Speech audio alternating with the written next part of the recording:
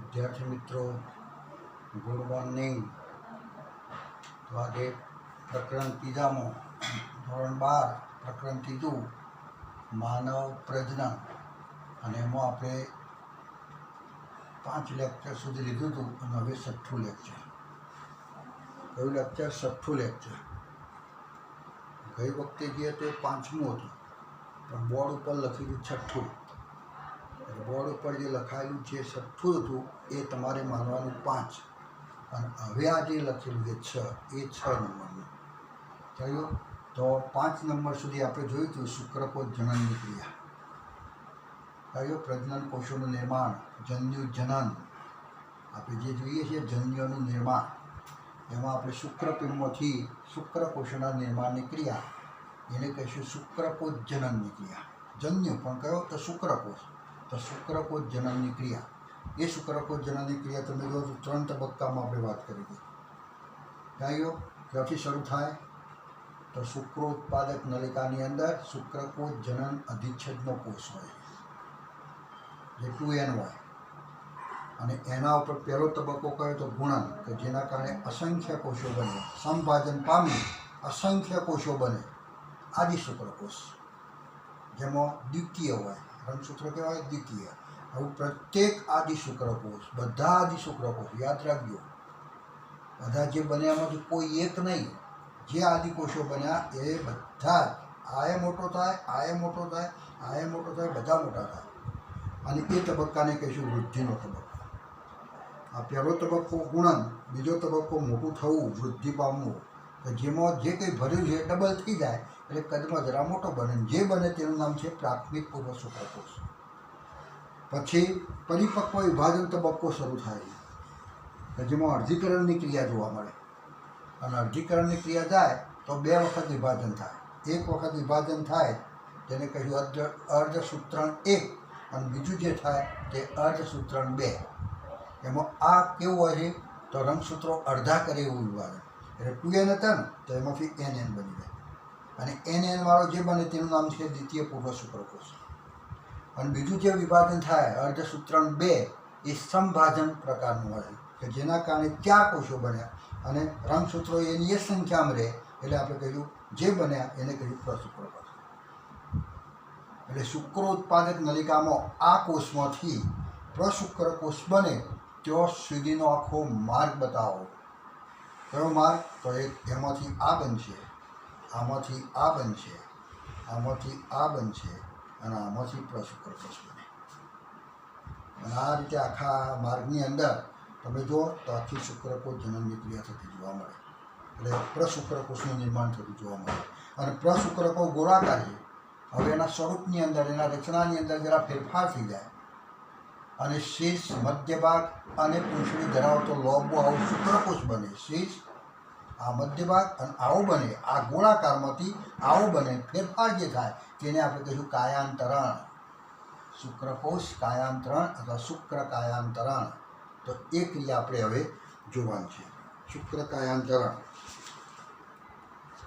તો એની અંદર શુક્ર કાયાંતરણમાં શું બને છે?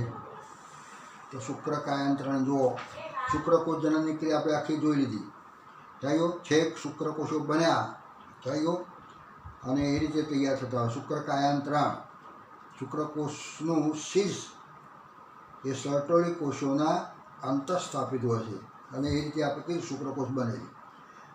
હવે એમાં આપણે હવે અંતઃસ્ત્રાવ જોઈએ. શુક્ર કાયાંતરણની ક્રિયામાં જોઈ લીધું કે અહીંયા શું થાય છે શુક્ર કાયાંતરણમાં, કે આ ગોળાકાર જે છે તો તેમાં રહેલું આ કોષ કેન્દ્ર થઈ ગયો શુક્રકોષનું કોષ કેન્દ્ર. તો એના ઉપરનો જે ભાગ છે ત્યાં આગળ ગોલ્ગીકાય આ બધી અંગિકાઓ ભેગી થાય કે જેના કારણે આ ભાગ આમ ઉપસી આવે છે અને નીચેની બાજુએ તારા કેન્દ્ર અને આ બધી સ્થિર થઈ જાય. થયું એમાંથી આ તારા કેન્દ્ર જે છે ને, આ તારા કેન્દ્ર થયું તો તેમાંથી એ વિકાસ પામી આ પાછળનો ભાગ આમ લંબાય છે અને એમ કહીને આખો મધ્ય ભાગ બને. અને બીજું જે તારા કેન્દ્ર હતું એ લંબાઈ અને પાછળની પૂંછડી બને. એટલે એમાં રહેલી અંગિકાઓ દ્વારા જ આવો શુક્રકોષ બને. કેવો? માથું ધરાવતો, મધ્ય ભાગ ધરાવતો અને પૂંછડી ધરાવતો. એ આપણે નીટની અંદર ત્યારે આપણે આ જોઈશું શુક્રકાયાંતરણ, તો એમાં આપણે ડિટેલમાં બતાવીશું. આમાં ચોપડીમાં ડિટેલમાં આપેલું નથી, પણ એ વખતે આપણે જોઈશું. પણ આ ક્રિયાની અંદર કયા અંતઃસ્ત્રાવ ભાગ લે છે એ અંતઃસ્ત્રાવ આપણે જણાવવા પડે, એના વિશેની ચર્ચા આપણે કરવી પડે. તો યુવાની અવસ્થામાં જ આ શરૂ થાય છે આખી શુક્રકોષજનનની ક્રિયા, અને એની અંદર ગોનેડોટ્રોફિક રિલીઝિંગ હોર્મોન્સના સ્ત્રાવમાં નોંધપાત્ર વધારો થવાથી થતું જોવા મળે. કયો અંતઃસ્ત્રાવ? તો એક તો આપણે કહીશું ગોનેડોટ્રોફિક અંતઃસ્ત્રાવ. ગોનેડોટ્રોફિક અંતઃસ્ત્રાવ, ગોનેડોટ્રોફિક અંતઃસ્ત્રાવ. અને એ પાછું હાઇપોથેલેમસમાંથી આવે તો એને કહીશું RH, ગોનેડોટ્રોફિક હોર્મોન્સ રિલીઝિંગ હોર્મોન્સ. આનો વધારો થઈ જાય. શું થાય? આનો વધારો થાય. કઈ અવસ્થામાં? તો યૌવન અવસ્થામાં, એની શરૂઆતમાં આનો વધારો થાય, કે જેના કારણે આ ક્રિયા શરૂ થાય. આના વધારાથી યાદ રાખજો કયો, કે જેના કારણે આ ક્રિયા થતી જોવા મળે છે. કયો? અને આવા સ્ત્રાવમાં વધારો થવાથી, કે હાઇપોથેલેમસ અંતઃસ્ત્રાવ છે. આ કયો અંતઃસ્ત્રાવ છે? તો હાઇપોથેલેમસનો છે. કારણ કે હાઇપોથેલેમસમાં છે, કારણ કે પાછળ શું લાગ્યું છે? RH. તો GTHને રિલીઝ કરવા માટેનો અંતઃસ્ત્રાવ. હવે આ અંતઃસ્ત્રાવ હાઇપોથેલેમસમાં ઉત્પન્ન ક્યાં જશે? તો એ પિચ્યુટરી પર, અને પિચ્યુટરી પર જઈ અગ્ર પિચ્યુટરી ભાગ છે ને, તો ત્યાં આગળ જાય અને એને ઉત્તેજિત કરે. અને એ પિચ્યુટરીનો કયો સ્ત્રાવ કરે? તો એ સ્ત્રાવ કરે GTH, ગોનેડોટ્રોફિક હોર્મોન સ્ત્રાવ કરે. અને એમાં જે પિચ્યુટરીમાં સ્ત્રાવ થાય, તો તે ક્યાં જાય? તો એ સીધો શુક્રપિંડ ઉપર, અને સ્ત્રી છે તો એ જ અંતઃસ્ત્રાવ અંડપિંડ ઉપર. અને ત્યાં જઈ આ અંતઃસ્ત્રાવની અસરો જોવા મળે. એટલે હાલ આ અંતઃસ્ત્રાવ કયો કહેવાય? તો પિચ્યુટરી. તો આપણે કહીએ હાઇપોથેલેમસનો અંતઃસ્ત્રાવ છે. પણ આ અંતઃસ્ત્રાવ કયો કહેવાય? GTH. આ અંતઃસ્ત્રાવ તો આ પિચ્યુટરીનો અંતઃસ્ત્રાવ, આ પિચ્યુટરીનો અંતઃસ્ત્રાવ. ખ્યાલ ગયો? એટલે પાછળ RH આવે, જેટલાય પાછળ RH આવે, તો એ બધા જ આપણે કહીશું હાઇપોથેલેમસના અંતઃસ્ત્રાવ. અને એમનેમ હોય એ બધા પિચ્યુટરીના અંતઃસ્ત્રાવ. ખ્યાલ ગયો? એટલે એ રીતે અહીંયા આ અંતઃસ્ત્રાવ થયો હાઇપોથેલેમસ અંતઃસ્ત્રાવ. અને એ અંતઃસ્ત્રાવમાં વધારો અગ્ર પિચ્યુટરી ગ્રંથિને અસર કરે છે. એ અંતઃસ્ત્રાવ શું કરે? અગ્ર પિચ્યુટરી ગ્રંથિ હોય એને અસર કરે. આપણે અહીંયા લખીએ અગ્ર પિચ્યુટરીને અસર. અગ્ર પિચ્યુટરી ગ્રંથિ જે જોવા મળે છે એને અસર કરે છે. કરી અને બે ગોનેડોટ્રોફિક અંતઃસ્ત્રાવો, લ્યુટિનાઇઝિંગ અંતઃસ્ત્રાવ અને આપણે કહીશું ફોલિકલ સ્ટિમ્યુલેટિંગ સ્ત્રાવને ઉત્તેજે. એટલે આને આ અંતઃસ્ત્રાવની પિચ્યુટરી પર અસર થાય ત્યારે પિચ્યુટરીમાંથી આ અંતઃસ્ત્રાવ સ્ત્રાવે. કયો? GTH. અને GTHની અંદર બે સ્ત્રાવો છે. કયા બે સ્ત્રાવો? તો એક LH સ્ત્રાવ અને એક FSH. આ બે અંતઃસ્ત્રાવ છે. LH અને FSHનું ભેગું નામ શું? તો GTH. ગુનાળમાંથી આવ્યા, જનનપિંડમાંથી ઉત્પન્ન થતા અંતઃસ્ત્રાવ કહીશું. એટલા માટે આ અંતઃસ્ત્રાવ એ આવા બે અંતઃસ્ત્રાવોનો સમાયેલા. આ બે અંતઃસ્ત્રાવો GTH સ્ત્રાવો એટલે શું? તો આ બે અંતઃસ્ત્રાવનો સ્ત્રાવ થતો હોય અને પ્રેરાય. બરાબર છે? એમાં એક આપણે કહીશું stimulating follicle stimulating hormones FSH, અને બીજો આપણે કહીશું લ્યુટિનાઇઝિંગ હોર્મોન્સ LH. યાદ રાખવાનું છે નામ બધા. આ તો ટૂંકા લખે બે. LH એટલે લ્યુટિનાઇઝિંગ હોર્મોન્સ, અને આ અંતઃસ્ત્રાવ એટલે ફોલિકલ સ્ટિમ્યુલેટિંગ હોર્મોન્સ. એ બધું તમે ચોપડીમાં જોજો, એટલે એના ટૂંકા નામ, લાંબા નામ, એના પૂર્ણ નામ ખ્યાલ આવશે. સમજ ગયો? તો આ બે અંતઃસ્ત્રાવ સ્ત્રવે એ જાતની ઉત્તેજના કરે. આ કયો ગયો? અગ્ર પિચ્યુટરી. અને અગ્ર પિચ્યુટરીમાંથી આ બે અંતઃસ્ત્રાવો એટલે કહીશું GTHનો સ્ત્રાવ કરવા પ્રેરે. કારણ કે એમાં LH અને FSH બે હોય. હવે બંનેના કામ જુદા જુદા છે. જેને LH અંતઃસ્ત્રાવ જે છે એને આપણે શું નામ કીધું? Luteinising hormones LH.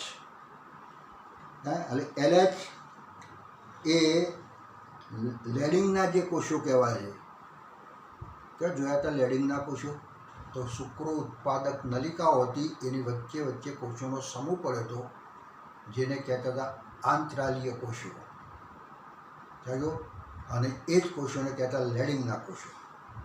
તો એ જે લેડિંગના કોષો છે તો એ કોષોને આ એલએચ અંતઃસ્ત્રાવ શું કરે છે એના ઉપર કાર્ય કરે છે. લેડિંગના કોષો ઉપર કાર્ય કરતો અંતઃસ્ત્રાવ કયો તો એલએચ. એટલે આ અંતઃસ્ત્રાવ લેડિંગના કોષોમાં અસર કરે. લેડિંગ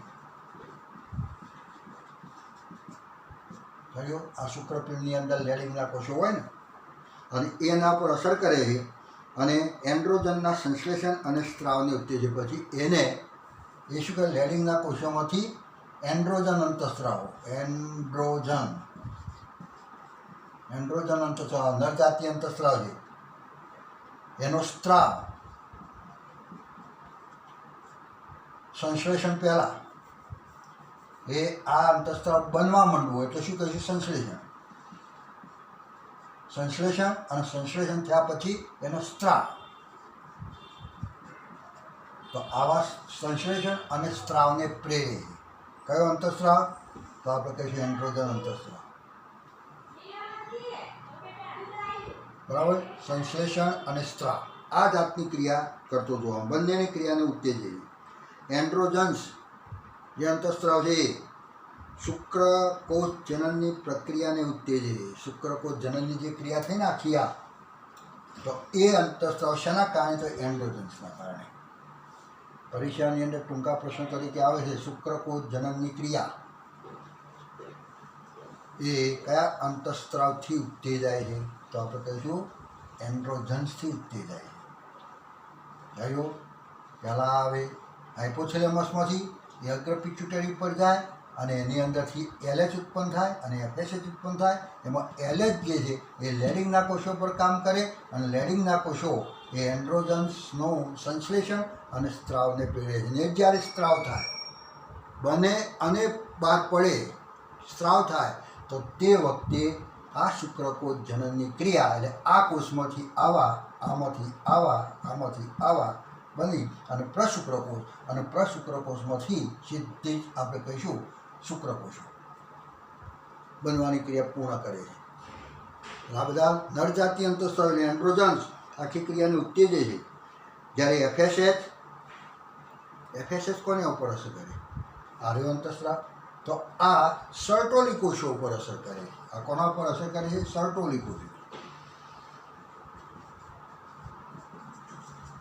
સર્ટોલી કોષો છે ને એવા સર્ટોલી કોષો ઉપર અસર કરે કાર્ય કરે અને શુક્ર કાયાંતરણની પ્રક્રિયામાં મદદ કરતા કેટલાક કારકોના સ્ત્રાવને ઉત્તેજે. હવે શુક્ર કાયાંતરણની ક્રિયા કોના કારણે થઈ આ ક્રિયા જે થઈ અને એમાં જે કંઈ કારકો જોઈએ જે કંઈ ઘટકો જોઈએ જે કંઈ પદાર્થો જોઈએ તો એ બધાનો સ્ત્રાવ કરવા પ્રેરે છે. એફએસએચ શુક્ર કાયાંતરણની ક્રિયાની અંદર તમે જો જે જોઈએ જે રસાયણ જોઈએ અથવા દ્રવ્ય જોઈએ તો એ બધું જ એ એફએસએચના કારણે આ શુક્રકોષ કાયાંતરણની ક્રિયાને પણ ઉત્તેજે. એક તો આના પર કામ કરે અને બીજું શું કામ કરે શુક્ર કાયાંતરણની ક્રિયા કરે. શુક્ર કાયાંતરણની ક્રિયા કરે શુક્રકોષમાં જરા ફેરફાર કરવાની ક્રિયા કરે અને એની અંદર શું જોઈએ તે બધાનું સંશ્લેષણ અને સ્ત્રાવને પ્રેરે. એટલે પ્રક્રિયામાં મદદ કરતા કેટલાક કારકોને ઉત્તેજે. એટલે આ અંતઃસ્ત્રાવ બે ઉપર અસર કર્યો. એક તો સર્ટોલી કોષો ઉપર અને એના પર અસર કરે શું થાય તો એમાંથી પોષક દ્રવ્ય નીકળે વધારે અને વધારે નીકળે એટલે શુક્રકોષ જનનની ક્રિયામાં પોષણ મળે વધુ થયો એની સાથે. અને શુક્ર કાયાંતરની ક્રિયા માટે જરૂરી જે કંઈ ઘટકો જોઈએ કારકો જોઈએ તો તેમાં મદદ કરે. એના કારકોના સ્ત્રાવને ઉત્તેજે. શુક્રકોષની રચના હવે તપાસીએ આપણે. જે શુક્રકોષ જોયો આપણે બે અંતઃસ્ત્રાવનો ખ્યાલ આવી ગયો અને એના કારણે જ આખા શુક્રકોષ જનનની ક્રિયા એટલે શુક્રકોષ જનનની ક્રિયા એન્ડ્રોજન્સથી ચાલુ થઈ. એન્ડ્રોજન્સ થયો એટલે શુક્રકોષ જનન બનવા માંડે થયો ત્યાં સુધી એની અસરથી સંશ્લેષણ થાય અને સ્ત્રાવ થાય અને આ સ્ત્રાવ થાય ત્યારે શુક્રકોષ જનનની ક્રિયા થઈ અને આ બનતું જોવા મળે.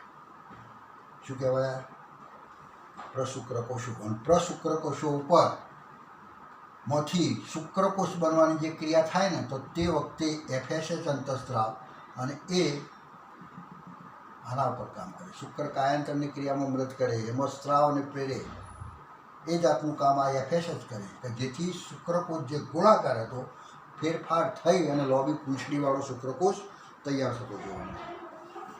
તો હવે આપણે અહીંયા શુક્રકોષની રચના જોઈ છે. શુક્રકોષની રચના એટલે કેવી? તો શીર્ષ, ગ્રીવા, મધ્ય ભાગ અને પૂંછડીથી બનેલો હોય. આખો શુક્રકોષ તમે જો તો એ ટાઈપનો જોવા મળે. એટલે હવે આ બધાની જરૂર નથી, હું કાઢી નાખું. શુક્રકોષની રચના કયા કયા ભાગો જોવા મળે છે? તો આપણે કહ્યું શીર્ષ, એની અંદર તમે જુઓ તો શીર્ષ, પછી મધ્ય ભાગ, શીર્ષ, મધ્ય ભાગ અને વચ્ચે ગ્રીવા, મધ્ય ભાગ પછી ગ્રીવા, મધ્ય ભાગ અને પાછળ પૂંછડી. આખો શુક્રકોષ તમે જો 4 ભાગો છે, 4 આખા શુક્રકોષની રચનામાં કેવા છે? 4 ભાગો છે. આ ઉપકેલો ભાગ, પછી આમ ભાગ, આમ, પછી મધ્ય ભાગ, આમ, પછી તમે જો તો આ ગ્રીવા, મધ્ય ભાગ અને પાછળનો ભાગ તમે જો તો આમ. કોષ સ્વતંત્ર પેલા ભાગ થયા 4 થયા. તો આમાં કોષ કેન્દ્ર હોય, આને કંઈ શીર્ષ, આ કહીશું ગ્રીવા, આ કહીશું મધ્ય ભાગ, આ કહીશું પૂંછડી.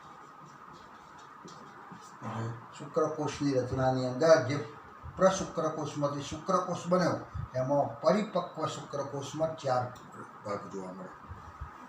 અને એ બધા 4 ભાગો આ પ્રમાણે જોવા મળે. ચાલી ગયો?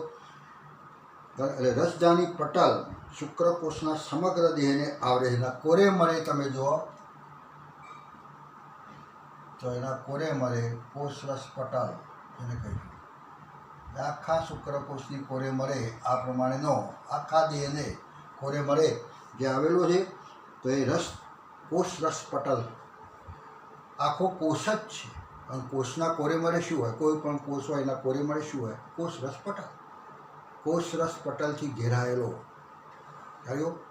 કોષ રસની બહાર કોષ રસ પટલથી ઘેરાયેલી રચના એને કહીશું કોષ. તો આ ભાઈ કોષ જ છે, કોષ રસ પટલથી ઘેરાયેલો છે આખો. મધ્ય ભાગ એટલે આ રીતે પડે છે,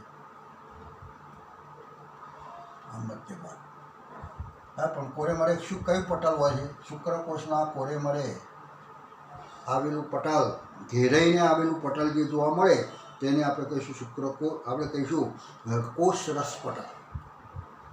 શુક્રકોષનું શીર્ષ તમે જુઓ તો વિસ્તૃત એકકીય કોષ કેન્દ્ર ધરાવે છે. આમાં કોષ કેન્દ્ર છે ને તો એની અંદર કોષ કેન્દ્ર લંબગોળ છે, ગોળાકારની લંબગોળ લોબું, અને એની અંદર એકકીય કીધું એટલે કેવું કહીશું? એકકીય એટલે 2n નહીં, એકકીય એટલે n, અને 2n હતો તો એને કહેવાય દ્વિકીય. આ બધા કોષો કેવા કહેવાય? દ્વિકીય. આ કોષ કયો કહેવાય? એકકીય. તો એ જે શુક્રકોષ કેવો કહીશું? એકકીય કોષ છે. રંગસૂત્રોની બાબતમાં એનું કોષ કેન્દ્ર એકકીય હોય. તેના અગ્ર શેડો ટોપી જેવી રચના ધરાવે છે. આગળનો શેડો તમે જો આ શુક્રકોષનું જે શીર્ષ છે ને તો એનો આગળનો શેડો આવી ટોપી જેવી રચના છે. અને જેટલી ટોપી જેવી રચના છે એને શું કહીશું? શુક્રકોષનો આગળનો ભાગ શુક્રાગ્ર. આને શું કહેવાય? શુક્રાગ્ર. શુક્રાગ્ર. આગળના ભાગને શું કહીશું? શુક્રાગ્ર. ટોપી જેવો ભાગ. શીર્ષ, શીર્ષનો અગ્રભાગ અને જરા ટોપી જેવો છે, ઉપસેલો છે, આમ ટેકરો છે તો એ ટેકરા જેવી રચનાને કહીશું શુક્રાગ્ર. અને શીર્ષની આગળ ટોપી જેવો જે ભાગ હોય તો એને કહે શીર્ષનાગ્ર. આ શુક્રાગ્ર. શુક્રકોષ અગ્ર એમ શુક્રાગ્ર. તો એવી રચના જોવા મળે શુક્રાગ્ર. હવે એ રચના શા માટે છે? તો એ રચના અંડકોષનું જે અંડકોષ પટલ હોય છે ને આખું એ કોષના કોરે કોષરસ પટલ હોય છે એને કાણું પાડવા માટેની આ રચના છે. હવે અણીદાર નથી અને છતાં પણ એની અંદર કઈ રીતના કાણું પાડતો છે. અંડકોષ હોય આવો અંડકોષ અને એના આખું અંડકોષ પટલ છે તો ત્યાં આગળ એ કાણું કેવી રીતના પાડતો છે. આવું શુક્રકોષમાં વળગે આ કોષ કેન્દ્ર તો આ ટેકરો જે ભાગ છે એ શુક્રાગ્ર. તો આ કાણું કેવી રીતના પાડતો એ પોતે જ છે બૂઠું ખાલી ટેકરા જેવી રચના છે. તો આમાં કાણું કેવી રીતના પાડે? કાણું એ નથી પાડતો પણ અગ્રભાગ છે ને એની અંદરથી કેટલાક અંતઃસ્ત્રાવો સ્ત્રવે છે અને એવા અંતઃસ્ત્રાવોને આપણે કહીશું હાયલની રોડીને જ થયું. તો એમાંથી એવા ઉત્સેચકો અંતઃસ્ત્રાવ કેવા ઉત્સેચકો સ્ત્રવે છે ચાલ્યો અને એ ઉત્સેચકનું નામ આપણે આપીશું હાયલી રોડીનેજ. ચોપડીમાં એ ઉત્સેચકનું નામ આપ્યું નથી પણ હાયલી રોડીનેજ જેવો ઉત્સેચક ઉત્પન્ન થાય આમાંથી. હાયલી રોડીનેજ કે જે અનપડ ઉપર પડે એટલે અનપડનું પાચન થઈ જાય અને અનપડ પચી જાય એટલે કાણું પડે અને કાણું પડે એટલે શુક્રકોષ અંદર કહેશે. હવે શુક્રકોષ જે અંદર જાય છે એમાં પણ અંડકોષની અંદર કેટલો ભાગ અંદર જાય તો એનું શીર્ષ આ ગ્રીવા અને મધ્ય ભાગ ત્રણ ભાગ જ શુક્રકોષના જે ત્રણ ભાગો છે ને એ ત્રણ ભાગો જ અંદર દાખલ થઈ જાય. ત્રણ ભાગો જ અંદર જાય શીર્ષ મધ્ય ભાગ અને આપણે કહીશું શીર્ષ આ ભાગ શીર્ષ આખો મધ્ય ભાગ અને વચ્ચેની ગ્રીવા આટલા જ ભાગ અંદર દાખલ થાય. જેવા અંદર દાખલ થાય તરત જ એ પોતાનું સ્વરૂપ બદલે ગોળાકાર બની જાય અંદર ગયા પછી. બહાર તમે જો પૂંછડી બહાર રહી જાય પૂંછડી આટલા સુધી જ આવે અને પછી અંદર જવા મળતું નથી. અંડકોષમાં શુક્રકોષની અંદર ફક્ત શીર્ષ ગ્રીવાવાળો ભાગ અને મધ્ય ભાગ આટલું જ દાખલ થાય અને અંદર ગયા પછી તરત જ ગોળાકાર બની જાય. અને જ્યારે ગોળાકાર બને ત્યારે એને કહીશું નર પ્રકોષ કેન્દ્ર. અને શું કહેવાય? નર પ્રકોષ કેન્દ્ર. નરનું આ કોષ કેન્દ્ર છે. કોષ કેન્દ્ર એટલું જ દાખલ થયું જેમાં કોષ કેન્દ્ર છે તે ભાગ શીર્ષ અને જેમાં શક્તિ પડેલી છે કલાપસૂત્રને આ બધું આની અંદર પડેલું છે તો એ બધું આની અંદર જાય. તો આવા અંદર જવા માટે હાયલી રોડીને કયું ઉત્સેચક ઉત્પન્ન થાય છે આમાં? તો હાયલી રોડીને હાયલ્યુ રોડીને જ હવે ઉત્સેચક ઉત્પન્ન થાય ચાલો કે જેના કારણે અનપડની અંદર એ પ્રવેશી શકે. ચલો મધ્ય ભાગ તમે જુઓ તો અસંખ્ય કણાપસૂત્રો ધરાવે. આ મધ્ય ભાગની અંદર ધ્યાન રાખવાનું કણાપસૂત્રો અસંખ્ય. શુક્રકોષનો કયો ભાગ એવો છે કે જેમાં કણાપસૂત્ર નામની અંગિકા વિપુલ પ્રમાણમાં આવેલી હોય?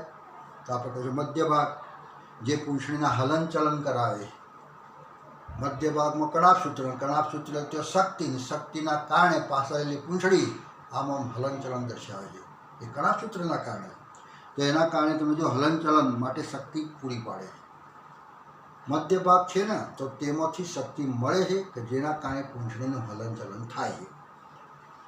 તેના ફલન માટે જરૂરી શુક્રકોષની ચલયતા માટેની સાનુકૂળતા પૂરી હોય. એના કારણે શુક્રકોષ પૂંછડી હલાવવી અને શુક્ર અને કોષને ચલયતા એટલે ચાલતા કરવા એ શક્તિ દ્વારા થાય. મધ્ય ભાગમાં મળેલા કણાપસૂત્રમાંથી મળતી શક્તિ દ્વારા એ શક્તિ પૂરી પાડે છે કે જેના કારણે પૂંછડી હલે છે અને શુક્રકોષ ચાલે છે.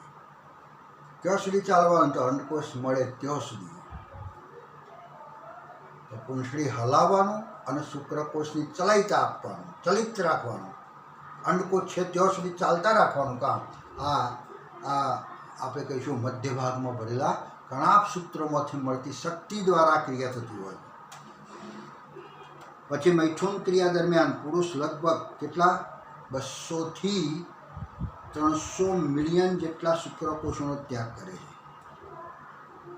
જે વખતે યુવા અવસ્થા હોય અને એ વખતે એના યુવા અવસ્થાની અંદર શુક્રકોષ બની ગયેલા હોય તો તે વખતે એક વખત વીર્ય બહાર નીકળે કયો સ્ખલન થાય એક વખત જે કંઈ 2-3 ml જેટલું હોય છે પણ એ જે સ્ખલન થાય તો એ સફેદ રંગનું જે પ્રવાહી છે એમાં શુક્રકોષો ગણો तो लगभग 200 થી 300 મિલિયન આપણે કહીશું 200 થી 300 મિલિયન જેટલા શુક્રકોષોનો ત્યાગ કરે એક સ્કલનમાં. એક સ્કલનની અંદર 200 થી 300 મિલિયન થયો. એટલે કેટલા કહીશું? તો આપણે કહીશું 2000 થી 3000 લાખ મિલિયન. એટલે એમાં મીંડું ચડાવી દો એટલે લાખ થઈ જાય. મિલિયન એટલે 1 મિલિયન એટલે 10 લાખ, એટલે 200 મિલિયન એટલે 2000 લાખ અને 300 મિલિયન એટલે તો 3000 લાખ. તો આટલા શુક્રકોષો હોય એક સ્કલનની અંદર. એક વખત જે વીર્ય બહાર નીકળે આખો આપણે સફેદ રંગનું પ્રવાહી આખો બરાબર 3 થી 4 ml જેટલું હોય છે, તો એની અંદર શુક્રકોષો ગણો તો આટલા બધા શુક્રકોષો હોય. એક સ્કલનની અંદર આટલા શુક્રકોષોનો ત્યાગ થાય, જેમાંથી સામાન્ય પ્રજનન ક્ષમતા માટે ઓછામાં ઓછી 60% શુક્રકોષો સામાન્ય આકાર અને કદના હોવા જોઈએ.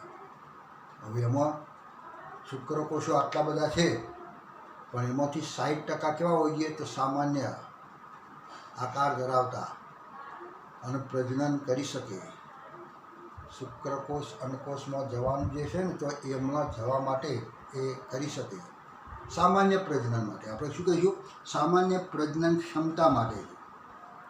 આપણે કે પ્રજનન ક્ષમતા છે એટલે આ પુરુષ છે અને એના દ્વારા બાળકો ઉત્પન્ન થાય છે, એટલે શું છે? પ્રજનન ક્ષમતા ધરાવે છે. તો એવા 60% શુક્રકોષો સામાન્ય પ્રજનન ક્ષમતાવાળા ખ્યાલ ગયો અને હોવા જોઈએ. અને ઓછામાં ઓછા 40% શુક્રકોષો શક્તિશાળી હલનચલન દર્શાવતા હોવા જોઈએ. હવે એમાંથી શુક્રકોષો 40% કેવી શક્તિ હોવી જોઈએ? તો પ્રચલન ક્ષમતા હોવી જોઈએ, કે તો એના હલનચલન ચાલવાની અને પૂંછડી પાછળ હલાવવાની આવી ક્ષમતા પણ જોઈએ. બે ટાઈપના શુક્રકોષોમાં 60% સામાન્ય પ્રજનન ક્ષમતાવાળા અને 40% એ આપણે કહીશું પ્રચલન માટેની થયું શુક્રકોષ શક્તિશાળી હલનચલન. એમને દોડ કરી અને પહોંચી જતા હોય એવા થયો. અને એવા શુક્રકોષો 40% જોઈએ. કોઈ પણ પુરુષને સાચો પુરુષ ક્યારે કહીશું? તો 60% શુક્રકોષો આવા અને 40% શુક્રકોષો આવા. માનો કે કોઈ પુરુષ છે, દેખાવમાં પુરુષ છે, પણ એની પત્ની સાથે સમાગમની ક્રિયા કરીને બાળકો ઉત્પન્ન થતા નથી. માનો કે તો તમે જુઓ તો પુરુષની વીર્ય તપાસો અને એમાં શુક્રકોષો જુઓ તો શુક્રકોષોની સંખ્યા થોડી ઓછી હોય અને 60% ના હોય, એ કોઈ 20% હોય, અને પેલા 40% ના હોય, એ વધારે ટકા હોય અથવા ઓછા ટકા હોય. જે પ્રમાણ જોઈએ તે જોઈએ, એના કરતાં વધઘટ પ્રમાણ એની પ્રજનન ક્ષમતા રહેતી નથી. એના સ્ત્રીના એટલે આપણે કહીશું પત્નીના અંડકોષનું ફલન કરી શકતા નથી. એટલા માટે કીધું કે એક સ્કલનમાં આટલા અને એ શુક્રકોષો જે ઉત્પન્ન થયા એમાં 60% આવા પ્રજનન ક્ષમતાવાળા અને 40% શક્તિશાળી હલનચલન દર્શાવતા આ હોવા જ જોઈએ. તો જ એ સંપૂર્ણ પુરુષ કહેવાય અને સંતતિ પેદા કરી શકે, એ અંડકોષમાં જઈ શકે, ફલન કરી શકે. એટલે એવા શુક્રકોષો જોઈએ. કહ્યું. હવે આ શુક્રોત્પાદક નલિકામાંથી હવે આ શુક્રકોષો બન્યા કયો આગળ? શુક્રોત્પાદક નલિકા. હવે નલિકામાં બન્યા પછી શુક્રોત્પાદક નલિકામાં બની ગયા પછી કયો જશે? તો તે શુક્રકોષો મુક્તતા શુક્રકોષો સહાયક નલિકાઓ દ્વારા વહન પામે છે. બધી આપણે સહાયક નલિકાઓ જોઈ હતી ને, કઈ સહાયક નલિકાઓ જોઈ? તો પહેલું જ આપણે શું જોયું હતું એની અંદર? તો આપણે કહીશું વૃષણ જાલિકા. શુક્રોત્પાદક નલિકા અને પછી મોટા એક જાળા જેવી રચના આવે છે. વૃષણ કોથળીમાં જ છે, શુક્રપિંડની જરા બહાર, શુક્રપિંડમાં જ. હા, વૃષણ જાલિકા. પછી વૃષણ જાલિકામાંથી શુક્રવાહિકા, એ બહારની રચના છે. અને વાહિકામાંથી પછી અધિવૃષણ નલિકા, એવી નલિકા. બધી સહાયક નલિકાઓ. તો એ સહાયક નલિકાઓ અને શુક્રકોષની પરિપક્વતા અને ગતિશીલતા માટે અધિવૃષણ નલિકા. એમાં કયો આગળ પરિપક્વ શુક્રકોષો કયો બને? કઈ નળીમાં? તો વૃષણ જાલિકામાં બને કે શુક્રવાહિકામાં બને કે પછી અધિવૃષણ નલિકામાં બને? પરિપક્વ અને ગતિવાળા, સક્રિય, ગતિશીલ બનવું એટલે સક્રિય પરિપક્વ બનવું અને ગતિશીલ બને છે. એટલો આગળ તો આપણે કહ્યું અધિવૃષણ નલિકા, કારણ કે નલિકા જો મોટી ગુંજરાદાર રચના છે અને શુક્રપિંડે પડખે એને અડકીને ચોટેલા સ્વરૂપે જ આપણને જોવા મળે. આ મોટી નળી શુક્રપિંડ અને કોરે મળે આમાં જોવા મળે. અને ત્યાં સુધીમાં શુક્રકોષો પડ્યા રહે, સંગ્રહાય અને પરિપક્વ પણ બને છે. ખરેખર. અને જ્યારે જાતે ઉત્તેજના અનુભવે ને તો તે વખતે આ અધિવૃષણ નલિકા સંકોચાય અને એ સંકોચનના કારણે એ પિચકારીની જેમ એ શુક્રકોષો એ વીર્ય નીકળતું હોય. એ વીર્યને શું કહીશું તો એ વીર્યનો એ છંટકાવ થતો જોવા મળે. તો ત્યાં આગળ એક છે પછી શુક્રવાહિનીઓ, અધિવૃષણ નલિકા, પછી શુક્રવાહિની, શુક્રાશય અને પ્રોસ્ટેટ ગ્રંથિનો સ્ત્રાવ આવશ્યક છે. ચલો એમાંથી વીર્ય બનવા શુક્રકોષો આવે શુક્રપિંડમાંથી, અને પછી તમે જો શુક્રાશયમાંથી કેટલોક સ્ત્રાવ આવે, પછી પ્રોસ્ટેટ ગ્રંથિમાંથી કેટલોક સ્ત્રાવ આવે, અને બલ્બો ગ્રંથિમાંથી કેટલોક સ્ત્રાવ, આ બધા ભળે. અને ભળે એટલે ત્યારે જે સફેદ રંગનું ચીકણું શ્લેષ્મી એવું જે દ્રવ્ય તૈયાર થાય તેને કહીશું વીર્ય. શુક્રાશય રસ શુક્રકોષો સાથે મળી અને વીર્ય કાર્યનું નિયમન વીર્ય બનાવે છે. એમાં કયો રસ ભળે? શુક્રકોષો આવ્યા શુક્રપિંડમાંથી, અને શુક્રાશય નામની જે ગ્રંથિ હતી ને એ શુક્રાશય ગ્રંથિમાંથી પડતો રસ, જેને કહે શુક્રાશય રસ, એ બે ભળે ત્યારે એમાંથી વીર્યનું બનતું જોવા મળે. એ નરપ્રજનન સહાયક નળીઓ અને ગ્રંથિઓના કાર્યોનું નિયમન શુક્રપિંડીય અંતઃસ્ત્રાવ એન્ડ્રોજન્સ દ્વારા થાય છે. એટલે ગ્રંથિઓનું નિયમન કોણ થાય? શુક્રાશયનું નિયમન, પ્રોસ્ટેટ ગ્રંથિનું નિયમન, આ બધી જે ગ્રંથિઓ છે એનું નિયમન કોણ કરે? તો એમાં પણ આપણે કહીશું એ નરની અંદર ઉત્પન્ન થતો એન્ડ્રોજન્સ. કયો? એન્ડ્રોજન્સ નામનો લેડિંગના કોષો જે હતા ને, અને એમાંથી ઉત્પન્ન થતો અંતઃસ્ત્રાવ એન્ડ્રોજન્સ. તો એન્ડ્રોજન્સ દ્વારા બધું થતું જોવા મળે. હવે પરિપક્વ માદા જનનકોષના નિર્માણની ક્રિયા, હવે આપણે અંડકોષ જનનની ક્રિયા જોઈએ. આ જોઈ લીધી. હવે આપણે અંડકોષ જનન જોઈએ. આ શુક્રકોષ જનન આટલું લાંબુ આપણે કહીશું આખી ક્રિયા એ શુક્રકોષ જનન. હવે આપણે જોઈશું અંડકોષ જનન. તો અંડકોષ જનનની ક્રિયાનું ચાર્ટ હું તમને આપું હાલ, અને પછી આપણે એને સમજીશું. હવે અંડકોષ જનનની ક્રિયા શુક્રકોષ જનનની જેમ સળંગ નથી. એક વખત ચાલુ થઈ ગયા પછી અને પૂરી થાય ત્યાં સુધી સતત ચાલતી નથી. એ ચાલે વળી પાછી પડી રહે છે, અને વળી પાછી ચાલે તો થોડી વાર વળી પાછી પડી રહેતી છે અમુક, અને વળી પાછી ચાલે, એમ કરી અને આખી ક્રિયા થતી જોવા મળે. એટલે એ ક્રિયા અંડકોષ જનનની ક્રિયા સળંગ નથી. અંડકોષ જનન શું કહીશું? અંડકોષ જનન એટલે તો અંડકોષ જનન એટલે આપણે કહીશું પરિપક્વ માદા જનનકોષના નિર્માણની ક્રિયા. અંડકોષના નિર્માણની ક્રિયાને અંડપિંડમાં અંડકોષના નિર્માણની ક્રિયા અંડકોષ જનન. અને અંડપિંડમાં પણ એવું અંડકોષ જનન અધિચ્છદ આવેલું હોય. એટલે અંડકોષ જનન અધિચ્છદમાંથી તબક્કાવાર ક્રિયા થઈ અને અંડકોષ બનવાની ક્રિયા એને કહીશું અંડકોષ જનન. તો એ જનનની ક્રિયા કહી જે સ્પષ્ટ શુક્રકોષ જનનથી જરા જુદી પડે. શુક્રકોષ જનનની ક્રિયા સળંગ હતી અને આ સળંગ નથી. કહેવાયું ગર્ભ વિકાસ દરમિયાન શરૂ થાય છે. અને શરૂઆત ક્યાંથી થાય? તો આપણે કહીશું અંડકોષ જનનની ક્રિયા તો જે વખતે પુત્રી ગર્ભાશયમાં વિકાસ પામતી હોય તો તે વખતે અંડકોષ જનનની ક્રિયા શરૂ થઈ જાય. એટલે આપણે કહીશું અંડકોષ જનનની ક્રિયા ગર્ભાવસ્થા દરમિયાન,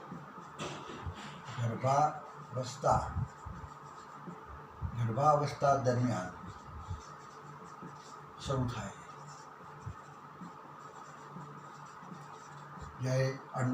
જ્યારે શુક્રકોષ જનનની ક્રિયા તો એ ક્રિયા તમે જુઓ તો યુવાન બન્યા પછી શરૂ થાય છે. એટલે આ બે ક્રિયામાં જરા આટલો ફેર છે. થયો? એટલે આની અંદર તમે જુઓ ગર્ભાવસ્થામાં હોય પુત્રી અને જે વખતે અંડપિંડ બનતો હોય ને તો એ વખતે આ ક્રિયા શરૂ થઈ જાય, અંડકોષ બનવાનું કામ. પણ પરિપક્વ અંડકોષ ના બની જાય એટલે ગર્ભાવસ્થામાં અમુક હદ સુધી બને, પછી વળી પાછો થોડા પછી બને, પછી લગ્ન કર્યા પછી જ્યારે યુવાન બને ને તો તે વખતે પરિપૂર્ણ અંડકોષો બને. પરિપૂર્ણ અંડકોષો બને એ તબક્કાવાર ક્રિયા થતી હોય છે, સળંગ ક્રિયા નથી, અસળંગ ક્રિયા થઈ. અને શુક્રકોષજનનની ક્રિયા યુવાન અવસ્થાની શરૂઆતથી થાય, યુવા અવસ્થા શરૂ થાય એટલેથી. જ્યારે આ તો ગર્ભીય અવસ્થાથી આખી ક્રિયા થતી જોવા મળે.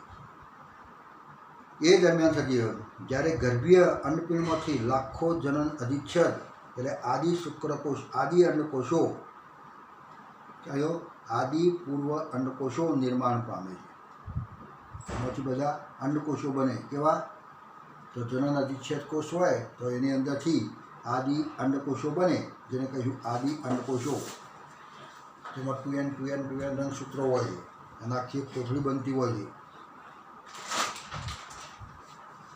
હવે એ ક્રિયા એટલે આપણે એ ક્રિયાનો ફક્ત ચાર્ટ તમે જુઓ તો ચાર્ટ આપણે કહીશું આ અંડકોષ જનન અધિચ્છેદનો કોષ. આ શું કહીશું? અંડકોષ જનન અધિચ્છદ. જેમ પહેલાંમાં શું હતું? શુક્રકોષ જનન અધિચ્છદ. હવે આની અંદર પહેલો તબક્કો કયો તો ગુણન. તો ગુણનની અંદર 1/2 અને 2/4.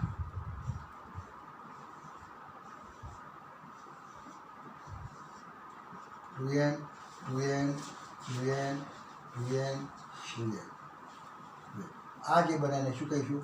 પહેલામાં કહેતા આદિ શુક્રકોષ, આને કહીશું આદિ અંડકોષ. આદિ અંડકોષ. આ તબક્કો કયો તબક્કો? તો ખબર છે કે ગુણન. હવે કયો તબક્કો? તો વૃદ્ધિ. તો વૃદ્ધિ તબક્કામાં શું? તો તમામ આદિ અંડકોષો માંથી કોઈ એક, આખી આવા કોષોની આખી કોથળી બનશે. એ કોથળીમાંથી કોઈ એક જ જરા મોટો બનશે, બધા નહીં. શુક્રકોષમાં શું હતું? બધા મોટા બનતા હતા. જ્યારે આમાંથી કોઈ એક એટલે આપણે આને કહેવા મોટો કરીએ. અને બાકીના બધા એ બધા એને કોરે મળે ગોઠવી જાય. એના કોરે મળે પુટકી અધિચ્છદ બનાવે. આ શું બનાવ્યું? પુટકી અધિચ્છદ. તો આ કોષનું નામ શું આપીશું? તો એને કહીશું પ્રાથમિક પૂર્વ અંડકોષ. આ પ્રાથમિક પૂર્વ અંડકોષ. અને પછી કયો તબક્કો? તો વિભાજન. આપણે કહીશું પરિપક્વ વિભાજન તબક્કો. પરિપક્વ વિભાજન તબક્કો. પરિપક્વ વિભાજન. એમાં શું થવાનું? પહેલું એક વિભાજન થવાનું, અડધી સૂત્રની એક, કે જે અર્ધીકરણ પ્રકારનું હોય છે. અને અર્ધીકરણ પ્રકારનો કેવા થાય રંગસૂત્રો? તો આપણે કહીશું NN બની જાય. રંગસૂત્રો કેવા બની જાય? એકકીય બની જાય. પણ અહીંયા જે વિભાજન થવાનું એ અસમાન કોષો બને. એક મોટો કોષ બને અને એક નાનો કોષ બને. વિભાજન બરાબર વચ્ચેથી નહીં, એક થોડું સાઈડ પરથી આમ વિભાજન કે જેના કારણે આ નાનો અને આ મોટો. જેમાં રંગસૂત્રો કેટલા છે? N. અને આમાં પણ કેટલા છે? N. અને બીજું વિભાજન કેવું થવાનું? તો આમાંથી પાછું બીજું વિભાજન થાય. કેવું? તો આ બીજું વિભાજન. અર્ધસૂત્રી વિભાજન 2. અને એ સમભાજન પ્રકારનું હોય છે. સમભાજન પ્રકારનું એટલે અને એ પણ અસમાન. સમભાજન પણ અસમાન કોષો. અસમાન કોષો એટલે એક મોટો કોષ અને એક નાનો કોષ થયો. તો આ જે બન્યો આ પ્રાથમિક પૂર્વમાંથી આ જે મોટો બન્યો તેને કહી દ્વિતીય પૂર્વ અંડકોષ. દ્વિતીય પૂર્વ અંડકોષ. અને આમાંથી જ્યારે બીજું વિભાજન થાય ત્યારે આ જે બને તો તેને આપણે કહીશું, આને આપણે કહીશું પરિપક્વ અંડકોષ. પરિપક્વ અંડકોષ. આમાંથી બને પરિપક્વ અંડકોષ. હવે આ દ્વિતીય પૂર્વ અંડકોષ જે કહીશું, આ દ્વિતીય પૂર્વ અંડકોષ જે છે એમાં જ્યારે શુક્રકોષ દાખલ થાય ત્યારે આ વિભાજન ચાલુ થાય. આવું બને. ચલો ગયો.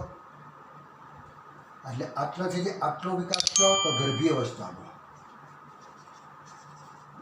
પછી અહીંયાથી જે અહીંયા ક્યારે? તો આપણે કહીએ યુવા અવસ્થામાં. એના યુવા અવસ્થાની અને જ્યારે આમાંથી આમાં ક્યારે, તો લગ્ન કર્યા પછી. લગ્ન કરે અને શુક્રકોષો અંડકોષમાં દાખલ થાય ત્યારે આ તબક્કો કયો? આ લગ્ન પછી, પરણ્યા પછી, લગ્ન કર્યા પછી.